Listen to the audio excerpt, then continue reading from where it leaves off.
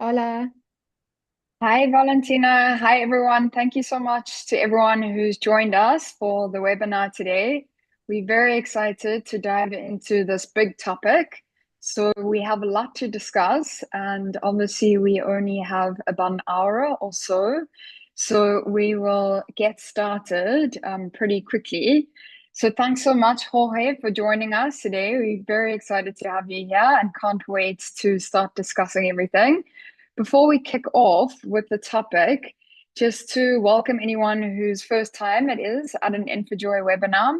So just to give you a little bit of a background, Infijoy is a well-being platform, and we feature short courses all related to well-being, philosophy, psychology, mental health, and spirituality. So we met Jorge a few years ago, where we were lucky enough to work with him to film his Infijoy course about love and freedom, which is a very exciting course that dives into lots of topics related to love, attachment, spirituality, and sensuality, and everything related to those topics. We will share a bit more about that course towards the end of the webinar, as well as some promo codes if you would like to learn more about Jorge's work. So, without further ado, I'm so excited to introduce Jorge to everyone. For those who don't know him, I know that some of you are familiar with his work, but Jorge is a renowned psychologist and author of several amazing books. One of his focus areas is, of course, relationships, which is why we're lucky to have him here with us today to talk about the topic of navigating jealousy and attachment in love. So, welcome, Jorge. Thanks for joining us. I think you just on mute there, Jorge. Yes, thank you very much, Tracy, for the introduction to this webinar, and also thank you everybody for being here. And it's nice to see some familiar faces. Not everybody is with their camera, but I see some people I know. So good to see you all, and new people and people I know. Everybody is so welcome. Great. Thanks so much, Jorge. And just before we get started with diving into the topic, could you please just give us like a quick background or introduction to the focus areas of your work for those that don't know? Well, my work has been historically going into different directions. I started with a focus on transpersonal psychology, a psychology that is about the whole person, not only the mind, but also the heart and also states of consciousness connected to spirituality. It's an integration of spirituality and psychology, so to speak. But also I've been very interested in integral education, education for the whole person, not only for the mind. And in the last years, as many of you know, like my focus has been on the intimate relationships, sexuality, and also I work with individuals and couples in my counseling practices, like helping people to achieve more satisfying intimate relationships. Great. Thank you for that introduction. So today we're talking about a very big topic, the topic of jealousy. So just so that everyone knows, towards the end of the webinar, we have allocated some time for everyone to get a chance to ask any questions that they may have. If you do have questions during the webinar, you can just pop them in the chat and then we will address them towards the end. So I think to get started, Jorge, could you just give us a bit more of an explanation about the roots of jealousy and where this actually derives from? Mhm. Okay, yes, this is an important question because it's important to begin with to normalize jealousy, because some people when they feel jealous they immediately like go into a place of like a self-criticism and self-judgment, like feeling like wow, there must be something really wrong with me if I'm having these negative feelings. And jealousy runs very, very deep, you know. There is very evolutionary, archaic roots to that. Probably like hundreds of thousands of years ago. And it sounds like evolutionarily like jealousy emerged in humankind as a way for men to make sure that their progeny, their sons and daughters were their own and not the neighbors, so to speak. So they were providing for their kids. And for women also even more urgently or even more kind of dramatically. It was like an impulse to really make sure that your partner, the father of your kids, will not abandon her, and that in certain conditions in the past could lead to then her death, and not only her death and the death of her own progeny. So so this is important to understand that these evolutionary roots, we all carry them, we all have them inside. And then the other level that we all carry inside is the more historical, cultural level. For thousands of years, you know, we live, and even before, we live in a world that's also very patriarchal. So there has been, in particular, like a lot of like justifications of jealousy and even violence, you know, for women from men, you know, not only because of they were like trying to be with someone else, but also like suspicions that they could be with someone else. So this is another level that affects more certain cultures than others, and this is also important. Maybe we'll discuss that later, you know. And then the final level, and is the level that we can all do a lot of more direct work, is the biographical level, no? What are the conditions? What are the conditions in our childhood? What are the conditions in like our kind of like family environment when we're growing up? What are the conditions in an early childhood and early adolescence that may have led to us to have like these predispositions towards feeling more jealous? And the key thing here, and this I will finish, is this question is that the more biographical wounding, the more biographical conditions leading to jealousy, then it's kind of almost, it opens a channel within our psyche to these more evolutionary and archaic impulses that we all carry inside. So in a way, we could say that like normal jealousy is a jealousy that we all carry inside from cultural and evolutionary factors. But biographical jealousy opens that kind of channel to wider to all those impulses that act almost like as living fossils within us. And then is when jealousy becomes like something overpowering, something that really possesses people and lead people to do things that later they might regret, like being like physically abusive with their partners and so forth. So I think those three levels are very important to normalize jealousy and to start understanding what are the deepest roots of jealous feelings in human beings. Yeah, I think that's very interesting because it's pretty obvious that jealousy has been around probably for centuries or as part of many human relationships and different dynamics. And there's often a lot of shame attached with jealousy or even taboo. And it's often something that people kind of avoid talking about. So I think today diving into this topic and instead of pushing it away or being shameful of it, trying to really analyze it and get more of an understanding of it is one of the first steps with dealing with it. So when it comes with jealousy, and often we talk about it mainly and for the purposes of this workshop, well, this webinar, in the sense in relation to romantic relationships, but of course it can also feature in other areas of life. But in the sense of the dynamics of a romantic relationship or partnership, how can jealousy actually impact the dynamics between partners?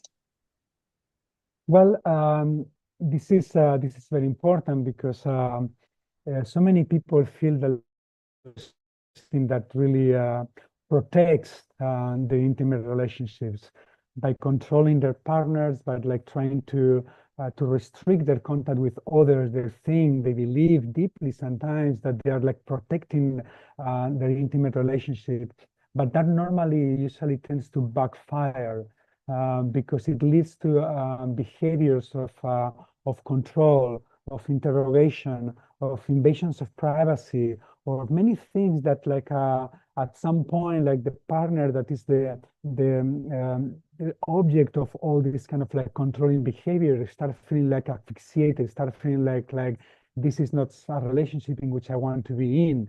And it can also of course then lead to separations and to breakups. In other situations also that I have seen in my clinical practice, in which like there has been situations in which like a person who were being suspected of jealous, of cheating, like for no reason, like a person who was like deeply loyal in the relationship, but they were suspected and were interrogating all the time. And at some point, like this person, at some point is like, well, I'm being suspected in a way of doing these things. And then at some point they did it, because they were already guilty. So it can really like ultimately like corrode intimacy, it can corrode relationships, and of course, when it can lead to violence of abuse, it can obviously lead to breakups and separation. So definitively, there is like a normal dimension of jealousy in which like it could, they say it's a sign of love, right? But for me, love, real pure love in the more kind of elevated way, is to want the happiness of your partner, even if that happiness means that your partner leaves you to be with someone else. That perhaps is like a kind of like very idealistic view of love that for many of us could be challenging. But that's kind of the purest sense of love. You love this person more than yourself. That's pure love, right? Otherwise, love is being confused with possession. This person is kind of mine, and therefore anything that does with others is completely incorrect. Yeah, for sure. And I think for each person, jealousy might look like something different. So people might have a different understanding of what jealousy is and what jealousy isn't. So, in your explanation, how would you describe what jealousy is? And are there any misconceptions about jealousy? Yeah, I mean, jealousy means basically like it's a feeling of being kind of afraid or have your kind of heart chakra contracted out of concern of your partner, the person you love, leaving you for someone else or choosing someone else instead of you, and then therefore leaving you kind of like abandoned, so to speak. And and we already mentioned some of the misconceptions, like that is a sign of love, for example, no? And another misconception connected to this is that jealousy it's a good thing.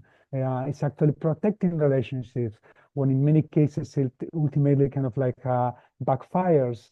And the other two main misconceptions is that jealousy somehow, especially in certain cultures, is understood that it justifies the control of your partner, and even beyond that, it could justify some kind of like even like physical restrictions or physical abuse if one suspects your partner of being with others.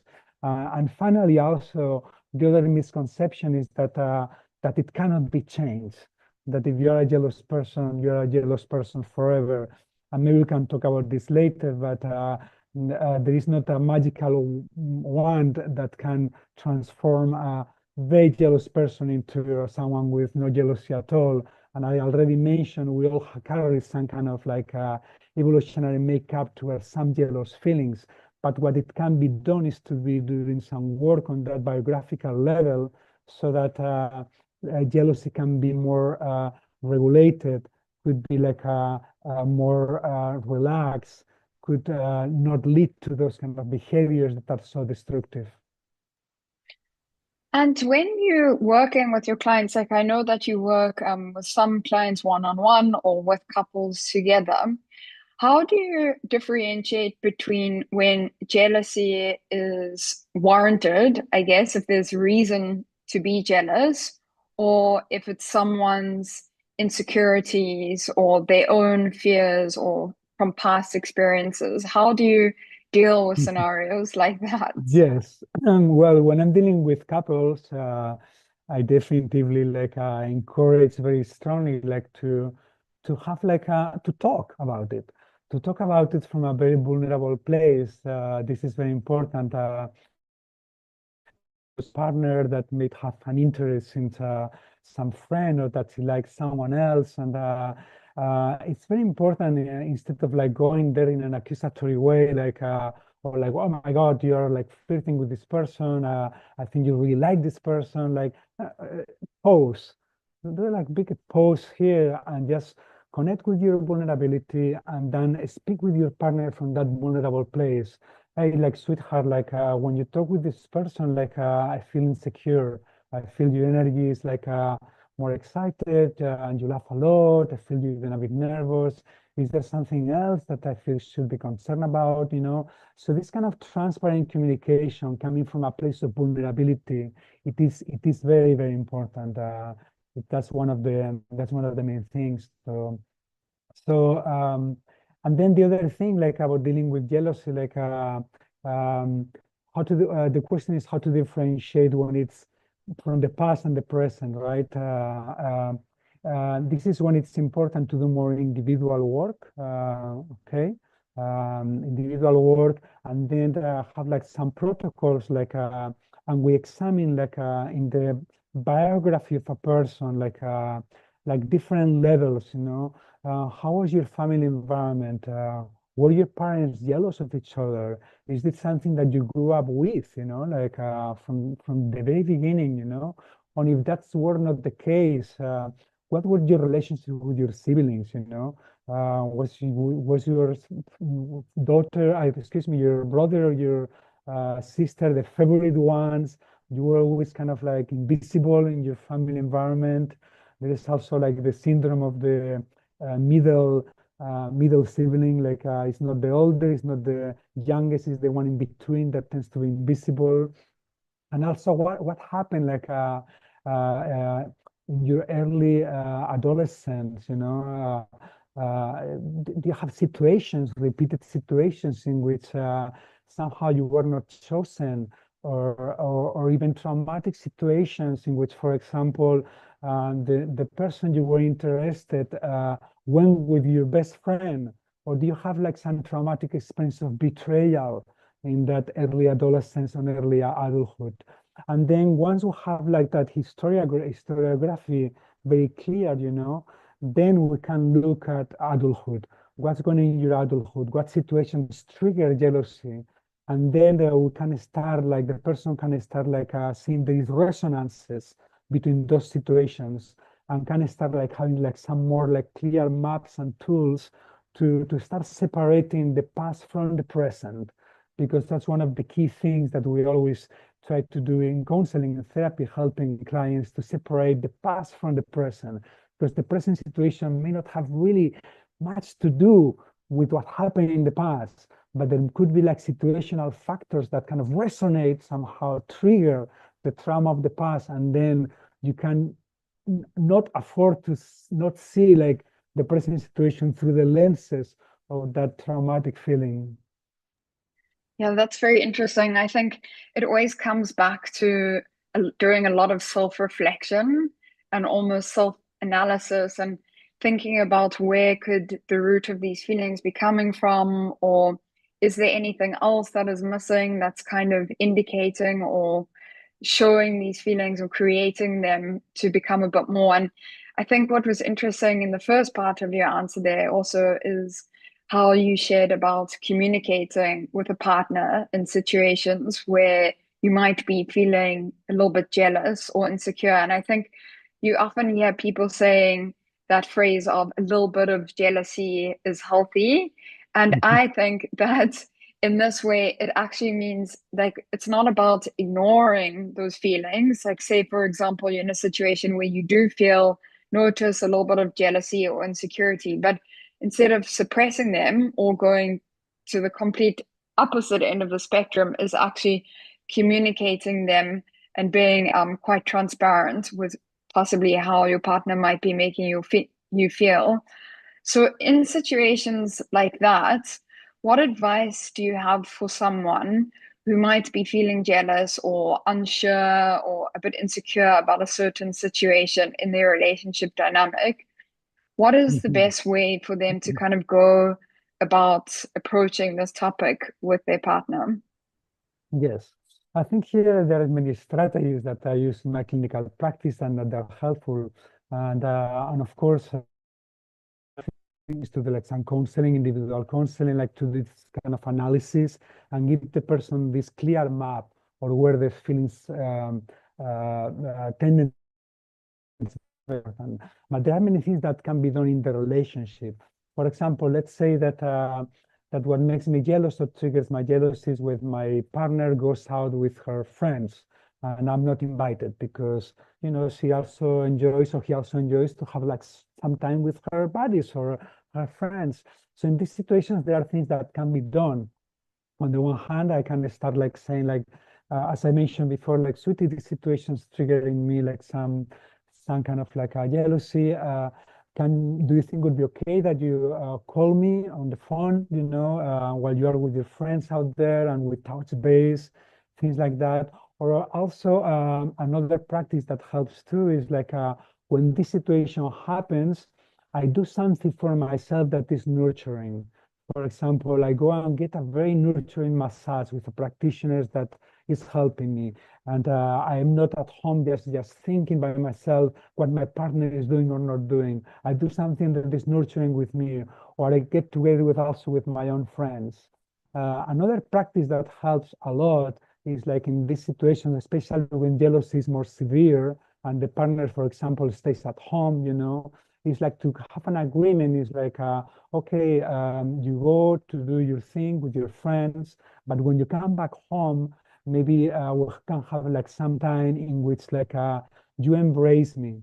We go to a sofa or to the bed or comfortable position, and then you embrace me and you give me some words of affirmation. I love you. You are the person I want to be with. And these words of affirmation after something like this help a lot as well. So these are some of the things that can be done in these situations. Okay, great. And I think obviously when we talk about the topic of jealousy, a lot of the time people that are drawn to this topic are maybe people who are struggling with feelings of jealousy or how to navigate that. But then you get on the other side, perhaps there's in a relationship dynamic where the one partner is quite jealous and the other partner is trying to find ways of how they can support that partner or ways of how they can navigate that themselves. So, what advice would you have for the person, I guess, whose partner is jealous and showing jealousy towards them? Well, this is a tricky situation because often the partner that is receiving the jealousy, like it really depends, no? If the jealousy is manifesting from a vulnerable place, it's gonna be much easier for the partner to support the jealous person. If the jealousy is coming in the form of more toxic ways, like interrogations, like invasions of privacy, here it's important that the partner also puts some firm boundaries here and really helps and suggests your jealous partner to do like some psychological counseling or couples therapy. That's really important, especially, and this is something very important that I cannot emphasize enough. Uh, Physical abuse is never acceptable in these situations. And even psychological abuse of that kind of interrogation, of invasion of privacy, of control. There is many jealous partners that like they would ask their partners not to go out with people from a different gender, you know, things like that. And these things happen all the time. So it's very real. So in those situations, I think it's important. Yeah, the way to support your partner actually maybe to put those firm boundaries and support him to understanding that this is something that is causing him a lot of suffering and that we can kind of like heal the roots of that to be more relaxed. In situations that are softer, in which the jealous partner is vulnerable, understand that jealousy is a problem, understand that wants to transform that jealousy, then is when these other practices can be done, no? Like affirmation practices, you know, when the partner when she goes to do something with friends and comes back home, like get that unconditional embrace, you know, all those practices I was mentioning before becomes much easier for the partner that has been the subject of jealousy to offer. It's much easier in those ways that when you are like being attacked or being like accused, very often unfoundedly about like being cheating or trying to cheat or making moves in that direction. Yeah, for sure. And I think something that you mentioned there, boundaries, is something that we hear about quite a lot nowadays, just in terms of like personal boundaries in the workplace or even in relationships. And what I find quite fascinating about the topic of boundaries is that they can be subjective depending on the person.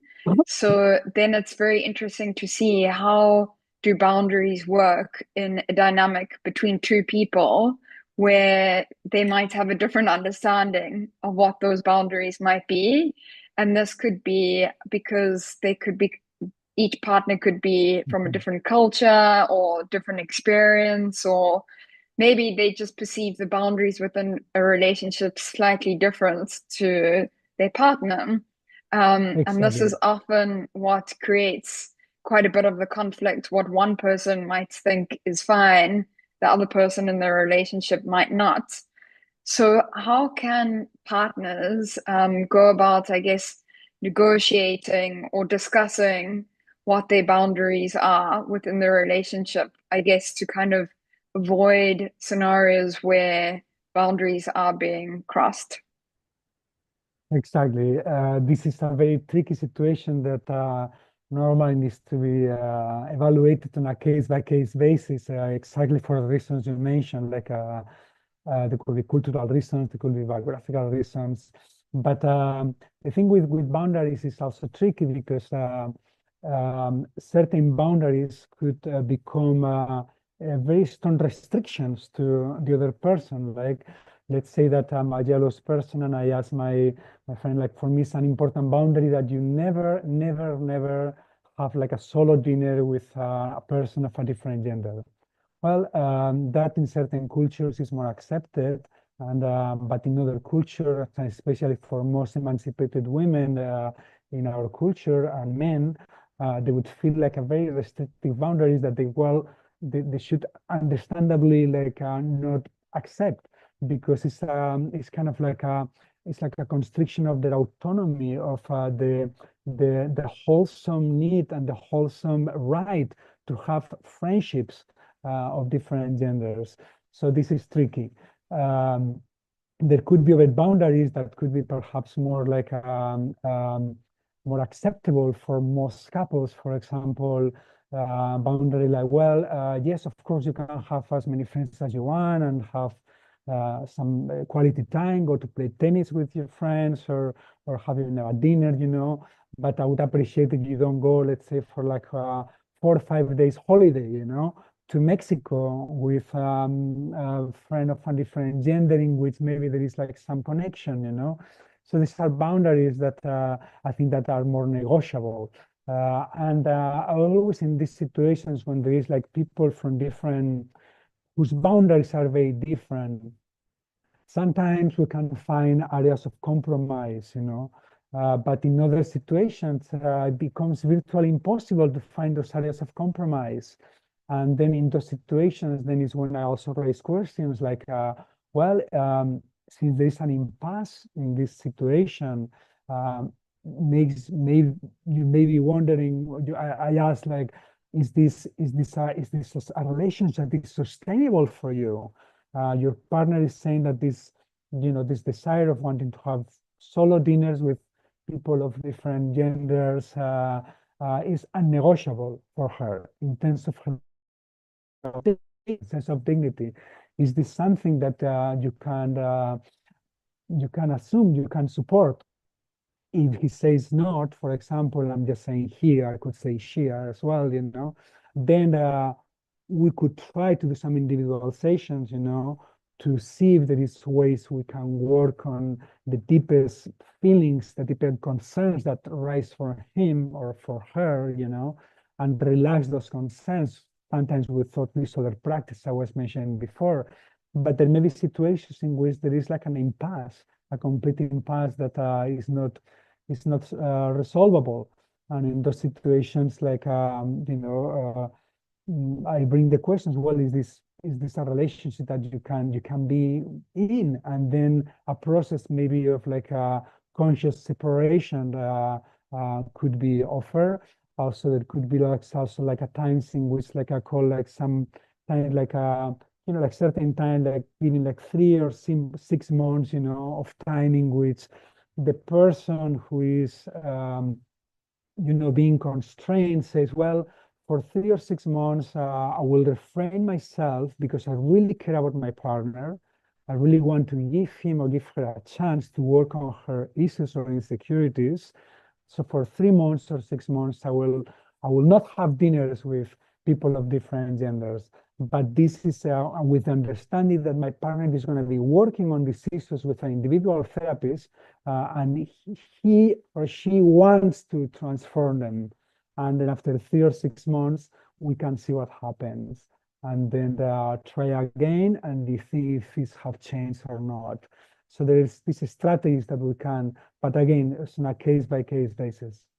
Yeah, for sure. I think it is obviously quite a difficult question to answer in a generalized way. But I think the key there, it sounds like it's very much about discussing it together, like with the partner. And I think that's where a lot of people maybe try to avoid doing that, is expressing maybe how they feel, because something you said, there's obviously often it's coming from a space of vulnerability.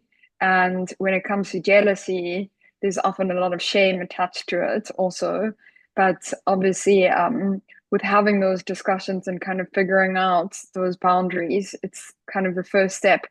And I think often with relationships, it's not as if people go into the relationship at the beginning discussing what the boundaries are. They kind of reveal themselves over time and as different situations come up. So it's about figuring that out and kind of navigating that together.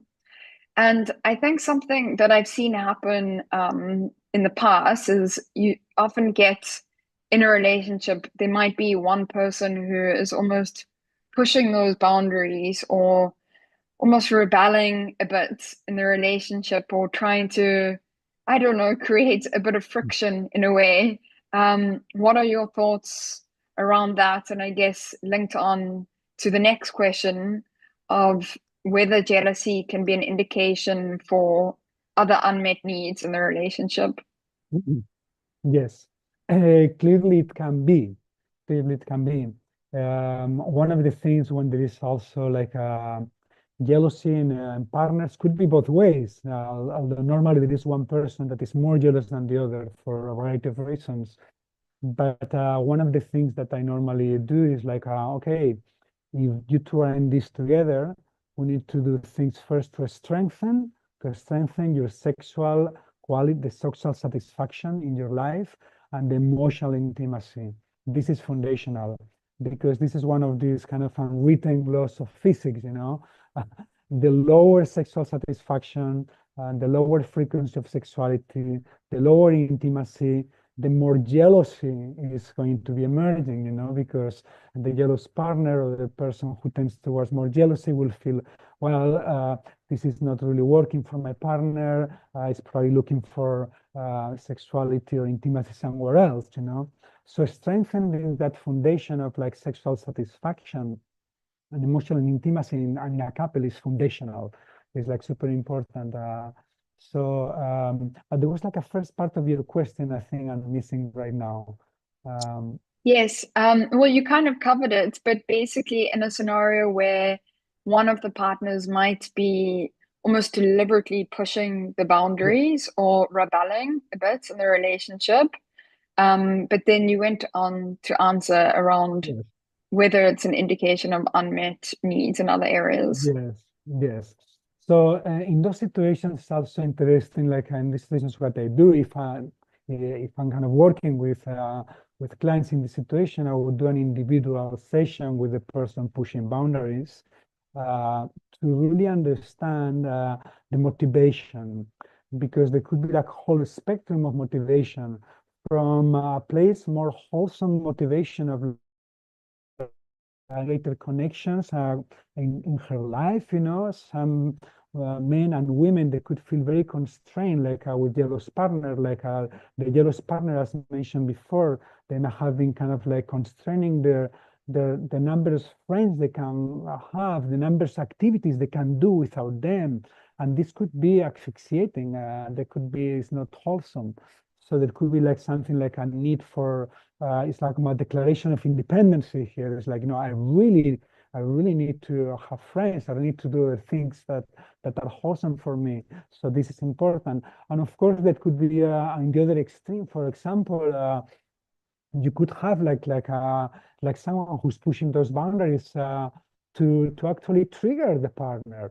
To maybe the partner is not feeling that the partner has as much investment on her or on him as they used to, and they are doing pseudo-consciously things like more flirting when the partner is around to to elicit their interest, to let them know like, hey, listen, I'm still an attractive man, I'm still an attractive woman, and I'm showing this to you in a social situation.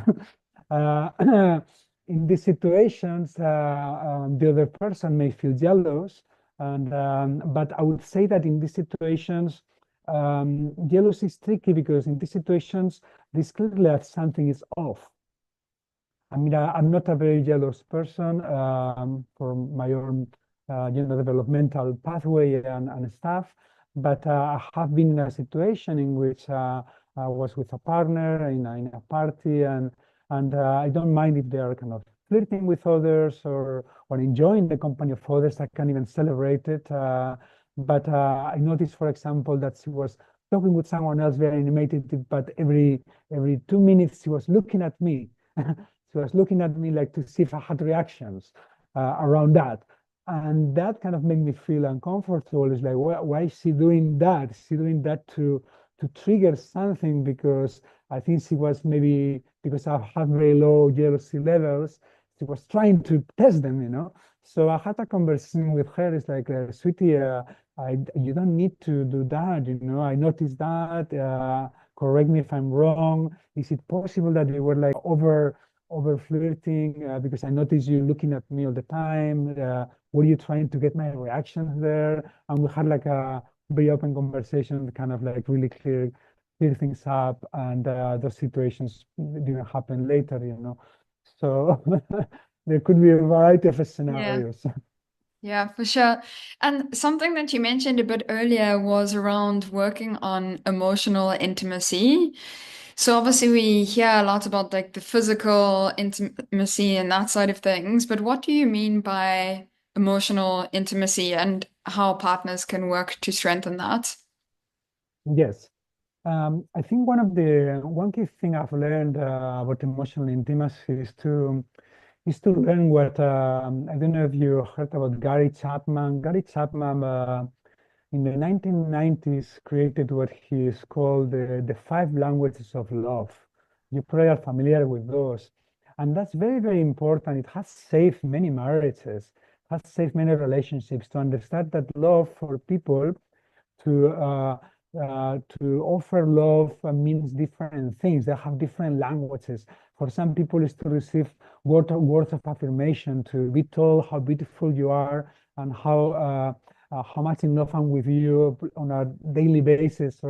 But for other people, they get love. They understand love when the partner creates situations to spend quality time. For other people, it's about physical intimacy, like physical contact. For other people, it's about receiving gifts, or remembering like anniversaries. I'm super bad with that. I've had like, for example, like some partners I had like getting we don't remember an anniversary of the first day that we kiss, a little extreme. But the thing is like in this situation, it's super important that people really learn what's the language of love of my partner. And then they really make efforts to really like okay, that's not my language of love. My language of love is, for example, my language of love is through action, is through physical connection, is quality time, okay? It's not about giving gifts.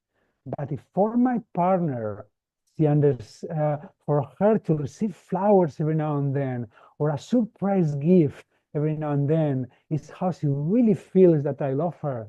Why wouldn't I want to go the extra mile? Why don't I want to make the effort to every now and then give her that extra gift, right? So that's one thing that I think is very important, very foundational, and as I said, has saved many marriages and connections. And there are many other ways, of course, like to really create intentional space for physical intimacy that doesn't have to go to the sexual level. That's also very, very important because in our culture, like having also condition when you go into physical intimacy with your partner is something that has to go to sexual intercourse or sexual connection. And that in a way, it could go that way and could be beautiful, but to create a spaces in which of connection, of cuddling, of caressing, even of sensuality, with incense, with nice music, with just to really strengthen the emotional bond, without the sexual dimension. I think that can be really, really beautiful. And of course, like things like being playful, like transform challenges into games, like things like that, or surprises. I encourage this practice to some of my clients too, like maybe every week one of you can like prepare an activity that you want to do, and then it's a surprise for your partner. And of course, the orientation for the partners to really feel curious, and to open themselves into enjoying in that activity, from and vice versa, things like that can really help the kind of like the emotional connection between two partners. Great, thanks so much for those ideas, Jorge. So I'm going to start going through any of the questions that anyone else has. So we already have a few questions that have come through here. So if Sure. anyone has anything they would like to ask, you're welcome to ask directly with the audio, or you can put it in the chat box. I will start going through them. So the first question we have here is, how do you navigate situations like events with someone that a partner has said they find physically attractive and you aren't able to go, or you're not invited to go to the event? Very good. Okay. First of all, as I mentioned before, is to ask your partner.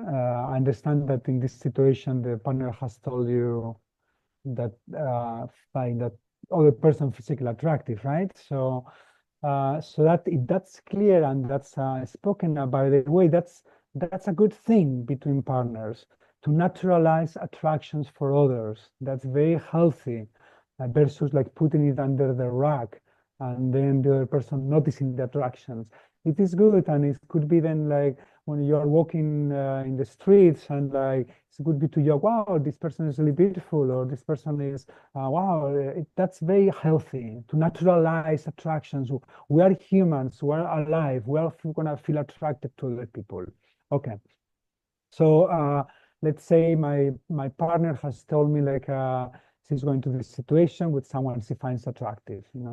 It's a social situation. I am understanding by the question. So in these situations, like I can just like ask my partner like if I'm feeling insecure about that. I can ask my partner like as I mentioned before, maybe when she comes back, she can like not give me like full report. That's kind of an interrogation, but kind of give me some words of assurance or affirmation of our bond, that things like, yes, I like this person, but you are the one I love. You have that uniqueness in you, that's why I'm with you, and I want to continue being with you, of course. Another thing that the person that is at home, so to speak, can do is to do this practice. Sometimes I recommend to my clients is coming from the book to these situations.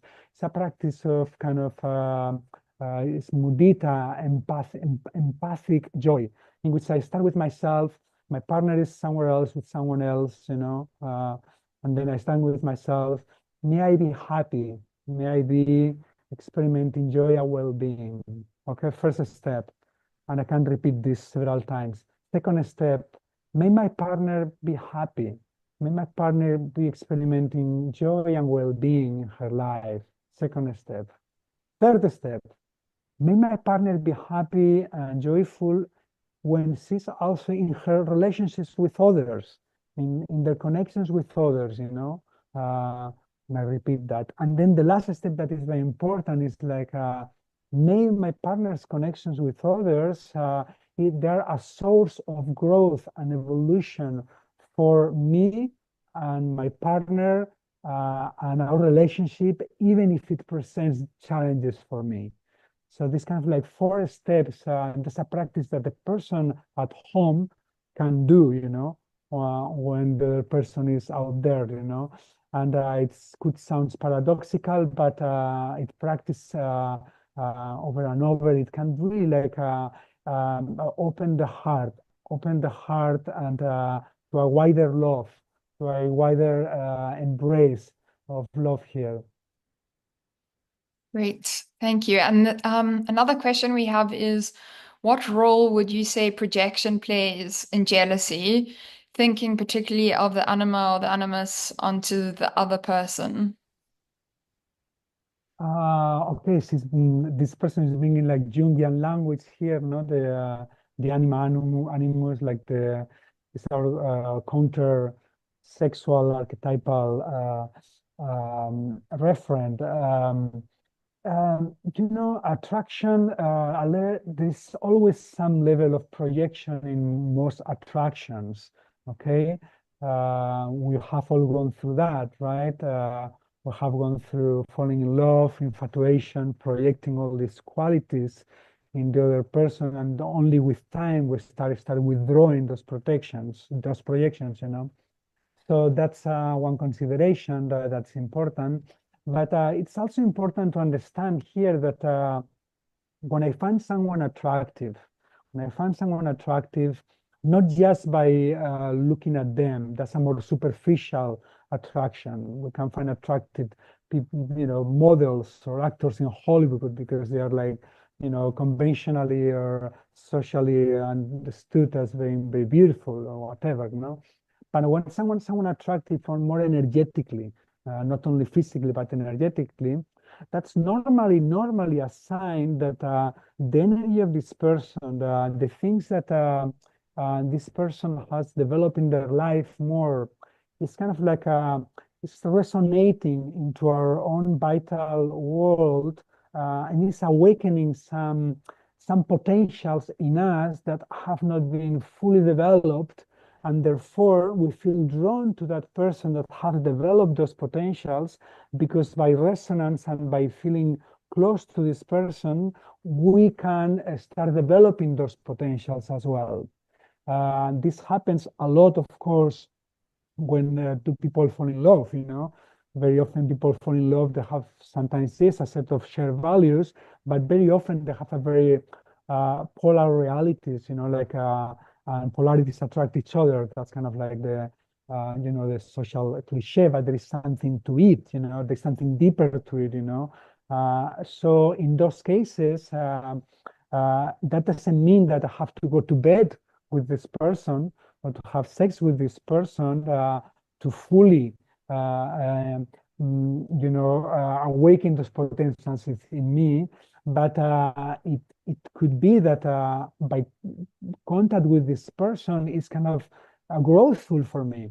And if I have this understanding and I approach the relationship consciously, not just to enjoy the feeling, but also to own what is being awakened within me, and then developing it, that also can really help to withdraw that more projecting or more driven or more compulsive attraction to that person. Identified what it is. Let's say I'm attracted, I'm a man, my work's not going great, and I'm super attracted to this like female who is like highly accomplished in her work and is creating all these things, you know.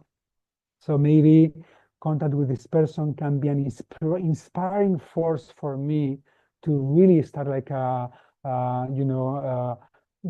creating projects in my life and feeling inspired to develop that part of myself that is undeveloped. Great, thanks so much for that. The next question that we have is how to transform jealousy into compassion, particularly in the context of open relating. Okay, that's another big question. And as I mentioned, there is no magical one for that. My colleague and ex-student Marie Twine wrote a wonderful book, What is Comparison? So I refer this person to that book because it has like really great model evidence based on comparison and a great hints for that. I already mentioned that practice based on the Buddhist tradition. That's a practice that I use for that because empathic joy is comparison. Comparison is empathic joy in intimate relationships or romantic relationships. So that's one of the practices I use. But something important here also to consider is that Marie insists and also explained in my book, Love and Freedom, is that comparison and jealousy are not a zero-sum game. It's not that one you're feeling, but for those people who don't may not know what comparison is the opposite of jealousy, so to speak. It's the feelings of like instead of a contracted heart, my heart opens up and I can even feel kind of like joy and celebration and happiness when my partner is with other people that she loves and she's being appreciated too at different levels. Could be on an emotional level, social level, could even be on a sexual level in open relationships that are open to those possibilities, you know. So normally they are considered as being opposites, like if there's, but no, they could coexist, you know. You can have like something, you know, some jealous feelings, and also like you can develop like this like sense of like a more spacious heart that kind of like embrace those jealous feelings in a wider context of appreciation and joy. In terms of practices, I will refer to that practice I mentioned before, and I think in my books is described in greater detail. And I will refer also to Marie's. Marie's great is the best book on comparison. Marie Twine, What is Comparison? Great. We will send an email tomorrow to everyone who's joined the webinar with all of the recommendations of the different books and some of the practical tools also that Jorge has mentioned, so that you do have that as a reference to refer to. And I know that also some of these activities, specifically that empathic joy one, are activities that you also covered in the Love and Freedom course. So there's a bunch of different activities like that included in the course, which we will share also in the email. So we have some more questions here. What's the best way to avoid jealousy aside from open communication and an open heart? Or do you think it's so deeply ingrained in human nature that it can't be fully You went mute. fully avoided? Yeah, I think I answered that before, like especially when biographical factors are kind of like strong, like either because of traumatic situations in childhood or repeated traumatic situations in early adolescence. I mean, those situations lead to what is called insecure forms of attachment. And normally, like, okay, fear of abandonment. There's no magical one for that, but definitively like working with a counselor helps because especially like maintain working with a counselor who is there, is present, is kind of with no judgment, and it's unconditionally present for you, you know, can really help with time to start healing those traumatic experiences of my parents, for example, not being there when I needed them, you know. So there is something that it can really start compensating, and that kind of like kind of insecurities that are behind the anxious attachment or the fears of being abandoned. They are being healed by realizing that, wow, I'm not being abandoned. This person is here, you know, for me. And of course, like strengthening your everyday life, those friendships, those connections of people who are there for you, you know, who are there for you, strengthen that network of support, you know, beyond your partner. Uh, so there is work that can be done. Again, there is no magical wand. There is levels of jealousy that we will probably all will always have because we come from hundreds of thousands of years and also patriarchal culture and so many conditions, cultural, historical, archaic. So, but we can do substantial level on this biographical level. We can heal a lot so that that jealousy, even though we feel it, is not overpowering. Okay, I'm feeling this jealous feeling. I can catch it now, and I can realize that it's very likely coming from my upbringing.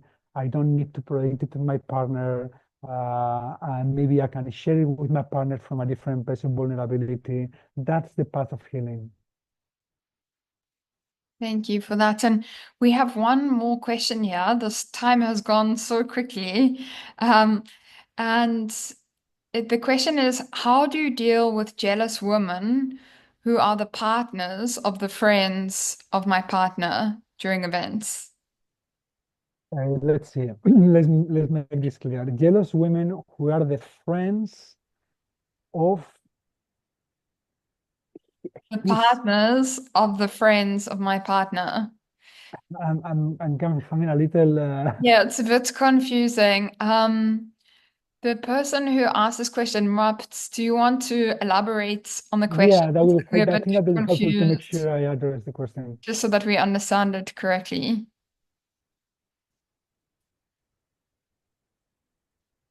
Okay, nothing's coming through. If anyone Okay. else has any questions, please feel free to add to the chat box and we can finish off with one last question.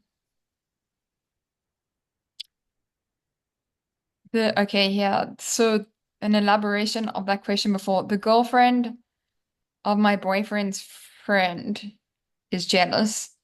Okay. How to deal with The- that? So I think so maybe it's in a way of how to deal with jealousy of someone who's not your partner. Mhm, mhm. Well, I would say like to so he's the girlfriend of his boyfriend friend. I would say like to share these tools, you know, that we're discussing here, to share these kind of orientations, to share these kind of these books, these tools that exist, you know, to with your friends, the people who are involved. Um, I think that's the more cautious approach. I wouldn't get involved directly unless you know you are being asked too, you know, because maybe they can tell you, well, that's not your business, it can backfire. But definitively you could share with your friends, you know, like those tools, like letting them know, like, listen, today there is tools, there is couples counselors, there is like books that can offer tools here that could really relax your situation and make your relationship more satisfying and not so constrained by this constant, you know, maybe frictions, tensions, fights, are perhaps even worse things that can happen. Yeah, I think that's a great answer. It's always tricky when people are getting you involved, maybe in their relationships, especially when it's around topics of jealousy, because I think as we've learned in this webinar, there's so much more to it than just what might be appearing on the surface. and there could be a lot more going on within that relationship. So often it can be helpful to maybe lend a listening ear or maybe ask a few questions or show support. But at the end of the day, as you've suggested, there are so many resources and tools available now, also in the form of books or courses or podcasts. So if that person would like to learn more about that, there obviously is a lot. I think, okay, we've gone 1 minute over, but if you don't mind just finishing off with one last question It's here. totally fine. Um, could you explain the psychology behind feeling good with my partner feeling jealous about me? Okay. So, well, if the jealousy is unfounded, as I'm understanding from beneath this question, I think the psychology is like to have like really like, your own clarity, like your own clarity that this is not about you. This is super important because some people, when they get all this jealousy, they start also feeling like, well, am I doing something wrong here? What's happening? Like, so if you are clear that your partner jealousy is unfounded, it's very important that you really root into that sense of clarity, and that sense of clarity actually is going to be very helpful for your partner, and very helpful for the situation that you are firm there. It's like, listen, I understand you have all these jealous feelings, and they could be challenging for me as you are suspecting me, or you're interrogating me again, depending of the degree of kind of like psychological pressure there, but definitively to really like have this sense of clear sense of like this is unfounded can provide you to greater sources to support your partner without feeling personally attacked. Because when people attack you about things that are not really about you, it's like, okay, it's not really about me. I don't need to take these things personally, and I can listen to my partner's concerns with empathy, with support, and then provide support. One thing also that I have recommended to some clients, and that when you have a partner that is kind of like more kind of interrogating you and like getting anxious about what you do or with who you're chatting, or having to talk about these smartphones, chatting on the I would recommend sometimes and more often to not get defensive, to not explain what's going on, but to cut to the emotional core. To maybe you can explain later that you were chatting with your aunt or with your uncle, okay? But before going there, if your partner is minimally receptive, embrace your partner. Like, give him a big hug and tell him like, sweetie, I love you. I love you. I'm here for you. You are the one. Okay? And that immediately can relaxes the anxiety that is behind interrogation, behind the energy. And then later on, maybe you can tell, by the way, I was talking with my aunt, or Yeah, I think that person was also asking around in a scenario where their partner is getting jealous, but Mhm. they're enjoying that their partner is getting jealous.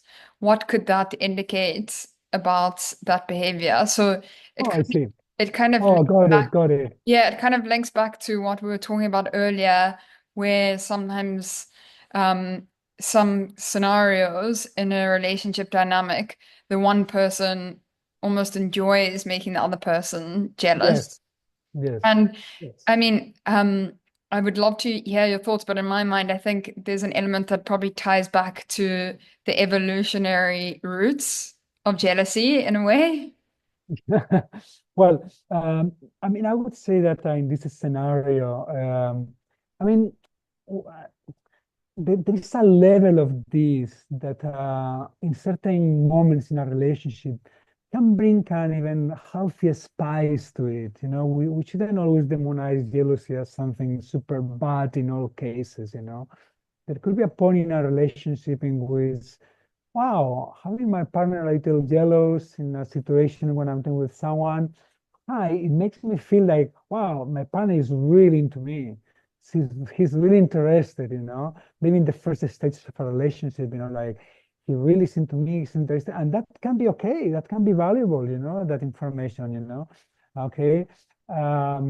It's different when, you know, I'm kind of like enjoying making my partner jealous because I have like some, we talk about this, some unmet needs, okay? Uh, or I'm feeling insecure about my sexual appeal, and by doing this, I'm going to feel better, you know? These are more on the more leaning towards the more neurotic areas that could be good to talk more openly with your partner or deal with a counselor, no? But in certain situations at the beginning of relationships, like to have your partner like a little when you are like with other attractive people, it can bring a spice to the relationship. It can also lead to great sex afterwards. So let's not fully demonize jealousy in all situations. Great. Thanks so much, Jorge. And thank you to everyone who joined. I feel like we could talk about this topic for hours, but we have Yes. already gone over by 10 minutes. So thank you for answering all of the questions and for diving into these topics. As mentioned earlier, we will send an email tomorrow to everyone with a list of some other recommendations of books and podcasts, as well as more information about Jorge's course, Love and Freedom, which dives deeper into topics of jealousy and other topics all related to relationships. So we will also send you a discount code for that course if you would like to join. If you have any other questions, I know we didn't get to all of the questions that everyone added. Please let us know and we will try to address them as much as possible. We also have a blog and we will be creating some breakaway articles about these topics from the webinar that we will share also. So hopefully to answer any other extra questions that anyone has. And we will, of course, share Jorge's details in the email if anyone would like to connect with him personally after the webinar. Thank you very much, Tracy, and thank you very much everybody who has been here. And I hope this has been somehow of value for all of you. And all the best with your relationships, all the best with your own jealousy and the jealousy of your partners or other people around. And let's bring always like a very compassionate gaze to, especially to our own feelings of jealousy and your partners as much as possible at the same time as firmness about any kind of like psychological or even physical abuse that's not acceptable. So compassion and firmness, I think are the two words I would like to leave you with here. Thank you so much, Jorge. Bye, everyone. Thank you for joining us. Bye, everybody. Bye.